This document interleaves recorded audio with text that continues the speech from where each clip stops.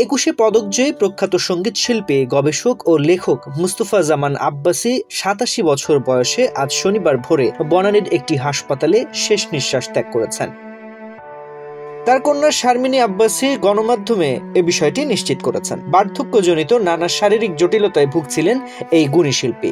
গতকাল শ্বাসকষ্ট বেড়ে যাওয়ায় তাকে হাসপাতালে ভর্তি করা হয়। মুস্তফা জামান আব্বাসী ছিলেন এক ঐতিহ্যবাহী সঙ্গীত পরিবারের সন্তান। তার পিতা আব্বাস উদ্দিন আহমেদ ছিলেন পল্লী গীতির কিংবদন্তি, যার হাত ধরেই পল্লী গান বিশ্বজুড়ে পরিচিতি লাভ করে। চাচা আব্দুল করিমও ছিলেন পল্লী গীতি ও ভাওয়াইয়া ভাটিয়ালি গানের জনপ্রিয় শিল্পী। বড় ভাই বিচারপতি মুস্তফা কামাল ছিলেন প্রখ্যাত আইনজ্ঞ এবং তার কন্যা নাশিদ কামালও একজন স্বনামধন্য শিল্পী। বোন ফেরদৌসী রহমান ছিলেন দেশের একজন খ্যাতিমান ও বহুমুখী প্রতিভার অধিকারী সঙ্গীত শিল্পী।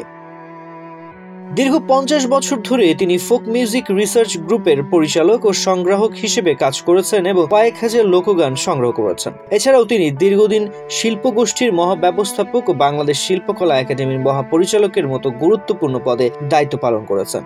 ভাটিয়ালি, বিচ্ছেদী, ভাওয়াইয়া, চটকা ও নজরুল সঙ্গীত পরিবেশনের মাধ্যমে তিনি 25টি দেশে খ্যাতি অর্জন করেছিলেন। দক্ষিণ কোরিয়ার সিওলে আন্তর্জাতিক লোকসঙ্গীত সম্মেলনে বাংলাদেশ থেকে অংশগ্রহণ করেছিলেন। ইউনেস্কোর অধীনে বাংলাদেশ ন্যাশনাল কমিটি অব মিউজিকের সভাপতির দায়িত্ব তিনি 11 বছর পালন করেছেন এবং বহুবার বিশ্ব সঙ্গীত সম্মেলনে বাংলাদেশের প্রতিনিধিত্ব করেছেন।